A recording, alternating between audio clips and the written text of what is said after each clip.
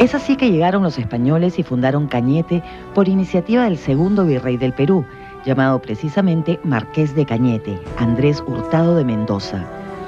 Hacía 20 años que los europeos habían entrado y derribado el imperio de los incas.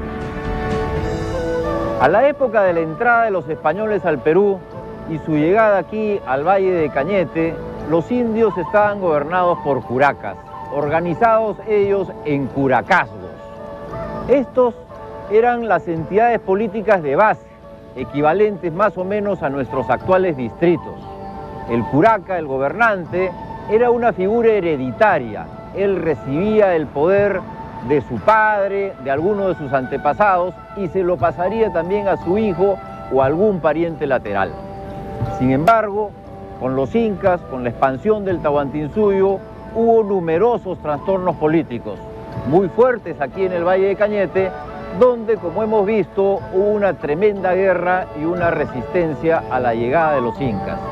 Eso explica que una buena parte del Valle de Cañete estuviera administrado por Juan Coaillo, que originalmente era representante de un grupo étnico de Asia, del Valle de Asia, y que habían ayudado a los incas a conquistar Cañete.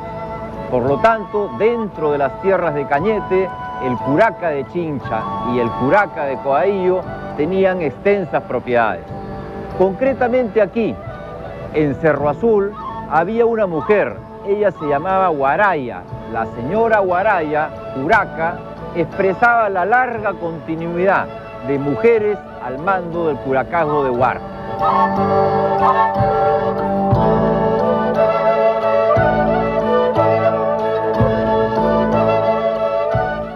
Como muchas ciudades peruanas de la costa, Cañete ha estado en movimiento durante la era colonial. Los desastres naturales, empezando por los terremotos, han movido a los pueblos y en el caso de este valle han culminado desdoblando la ciudad en dos hermanas situadas al pie de la carretera, San Luis y San Vicente de Cañete. Una domina la parte norte y la otra la sección sur del Valle Bajo. Cerro Azul es el puerto de Cañete y se halla más cerca de San Luis. Su ubicación está en el extremo norte del valle. Por ello, en tiempo precolombino, el puerto de Cerro Azul estaba defendido por una poderosa muralla.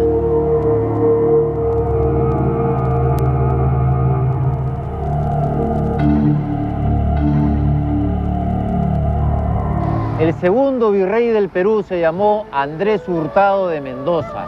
Él era Marqués de Cañete, que originalmente es una región de España. Pues bien, cuando él llegó al Perú, salía de las convulsiones de las guerras civiles. El primer virrey había muerto, le habían cortado la cabeza durante la rebelión de Gonzalo Pizarro. Este Marqués de Cañete quedó encargado de fundar ciudades y como parte de su plan envió diversos comisionados. Uno de ellos va a fundar Cañete en el Perú. El original quedaba en un pueblo entre Santa Bárbara, la hacienda Santa Bárbara, y el pueblo de Cerro Azul. Posteriormente, luego de un terremoto y en el mismo siglo XVI, en los años 1500, se trasladó a donde ahora está San Luis de Cañete, la cual a su vez se desdobló durante el siglo XVII, entrados los años 1700, y apareció San Vicente de Cañete. Todos estos pueblos responden a las iniciativas de este segundo virrey del Perú, Andrés Hurtado de Mendoza, Marqués de Cañete.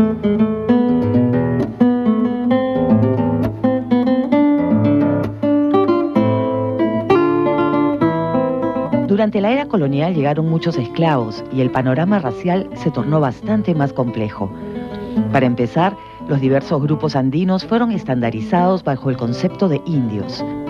Antes distinguían con precisión a unos de otros, pero los españoles los uniformizaron por su condición de nación vencida, obligada a las mitas y al tributo. Luego, en la cúspide social, aparecieron los blancos y trajeron consigo como esclavos a los negros.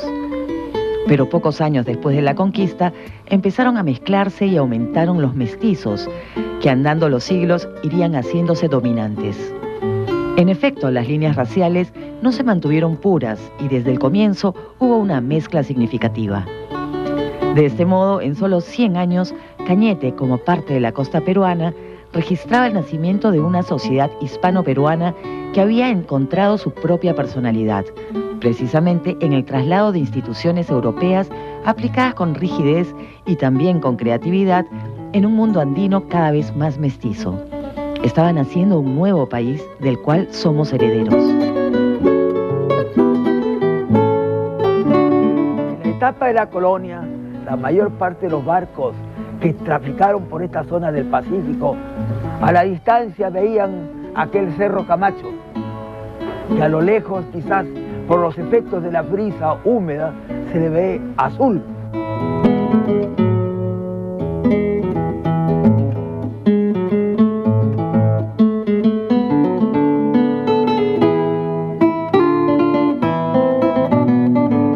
En los años 1700 se sabía, en el último cuarto del siglo XVIII, hubo un censo eclesiástico del partido de Cañete.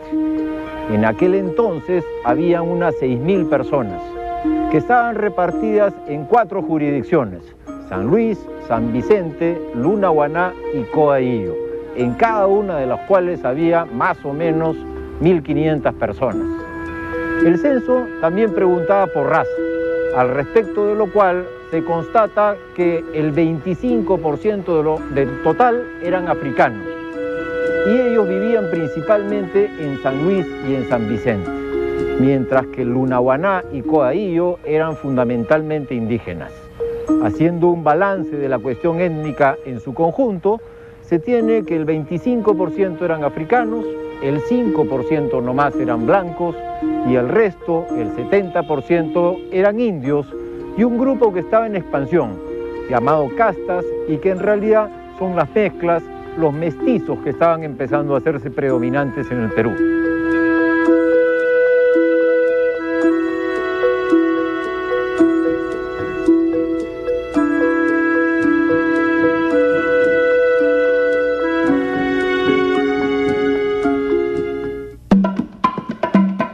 Junto a Chincha, Cañete era un corregimiento y se incorporó a la Intendencia de Lima cuando se formó esta entidad a finales del siglo XVIII.